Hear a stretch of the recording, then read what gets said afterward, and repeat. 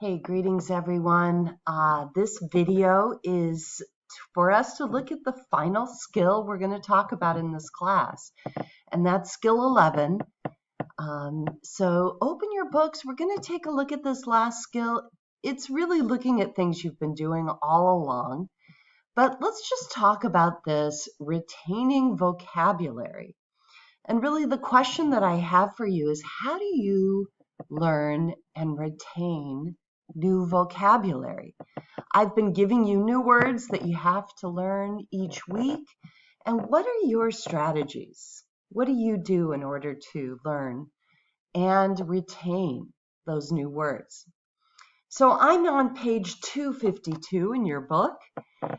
If you take a look in your book, you're going to see some strategies that they suggest, and let's see how many of them you're actually using already.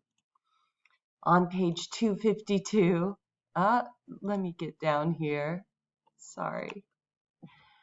We're going to check these strategies and see if we agree, just to see actually if these are strategies that you're using. So the first one that they list is really the keyword method, they call it. And the keyword method is the idea that as you're learning a new word, you make an association with another word, and that's going to help you remember.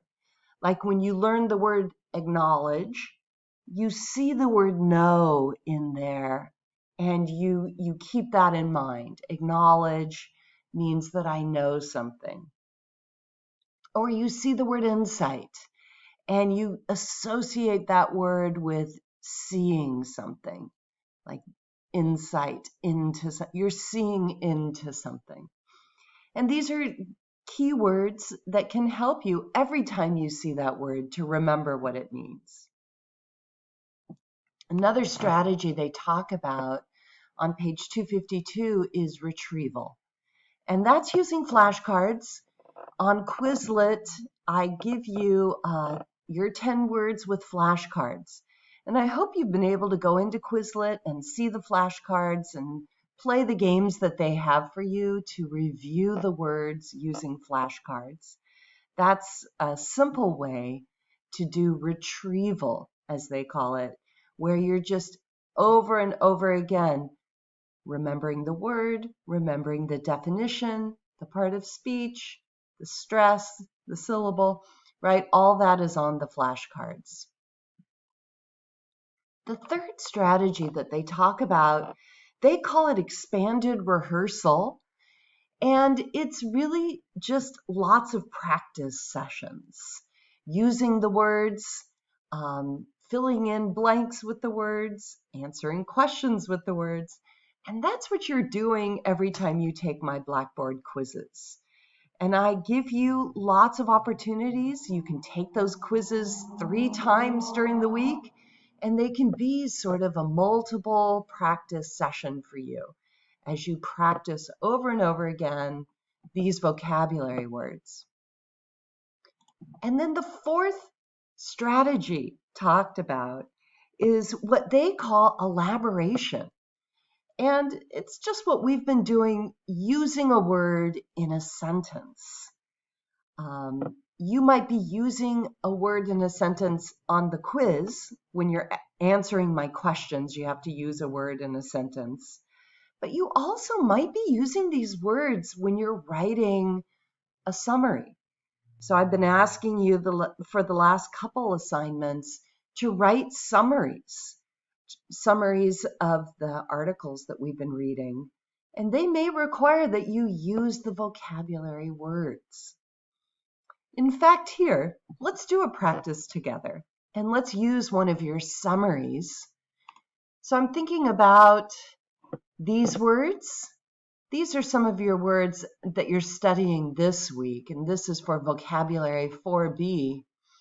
And actually, here, I've taken some of these words, and I've put them into a summary that might be used to summarize the pursuit of strength. So the pursuit of strength was the article you read last week, the first article in Unit 4. And here's a summary I wrote about the pursuit of strength. but 5 words are missing. So use these vocabulary words. These are all words that I think from 4A that you have studied, and fill in these blanks. And you might want to pause here if you need a little extra time. Otherwise, we're going to keep talking and figuring out which words belong. So my first question to you, whenever you're filling in the blanks, is what part of speech is missing? In this first blank, I see in the article, the pursuit of strength in making connections for. The author blanked that. So I definitely see I'm going to need a verb here, right?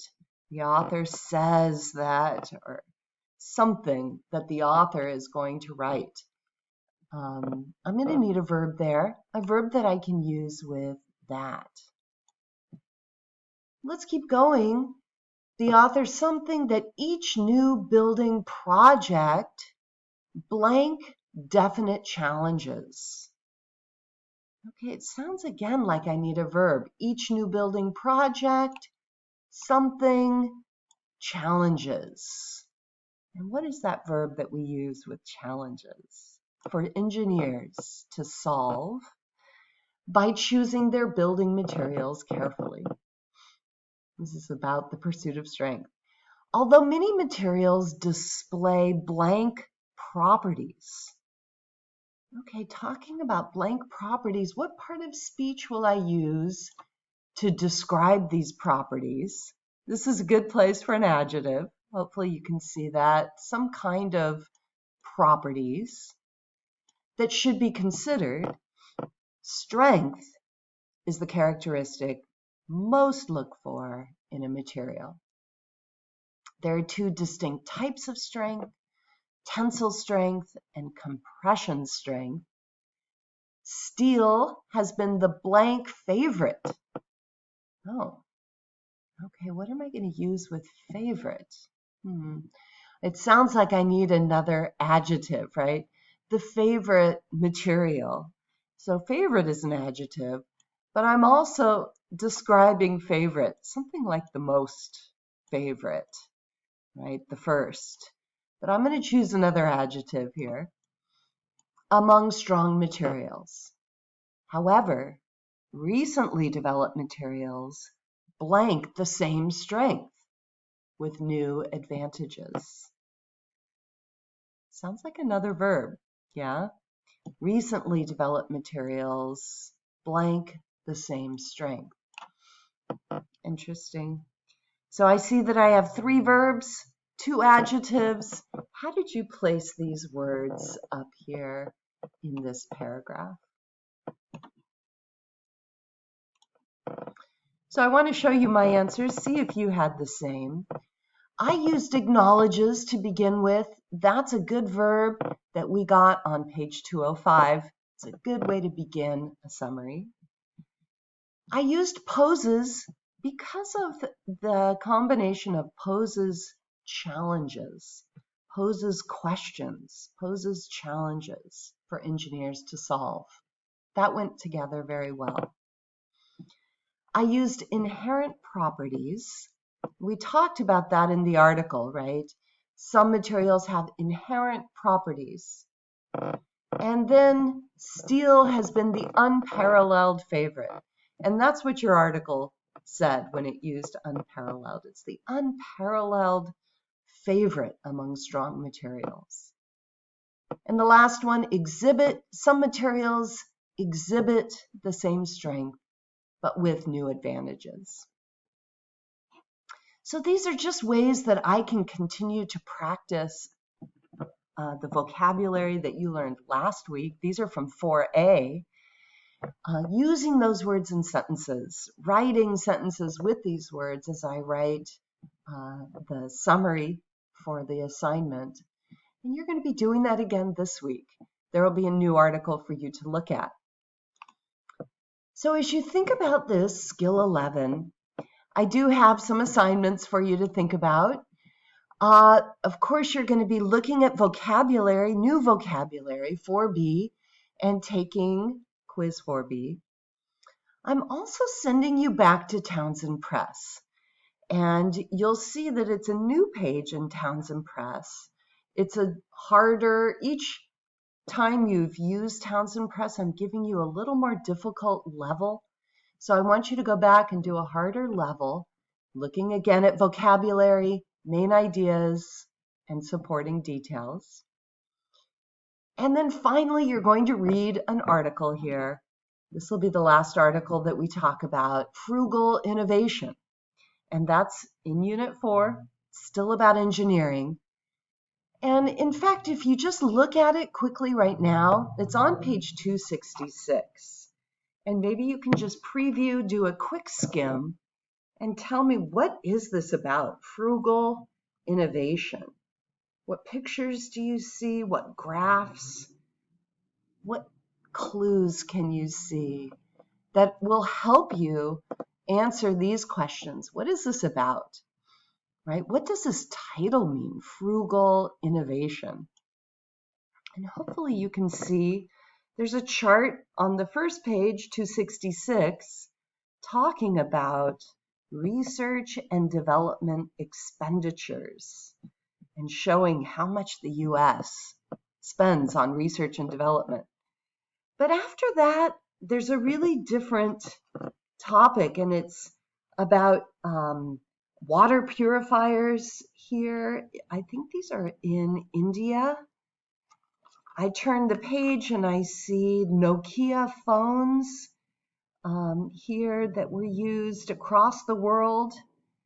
And as I look at each of the sections, I see there's 5 different subtopics, each one giving me ideas about frugal innovation. I want you to think about that word frugal. It's a word that is used mostly for people who really know how to use scarce resources, who use their resources well because they don't want to waste anything. So this will be an interesting article for you to read and to practice the vocabulary 4B that you'll be looking at this week.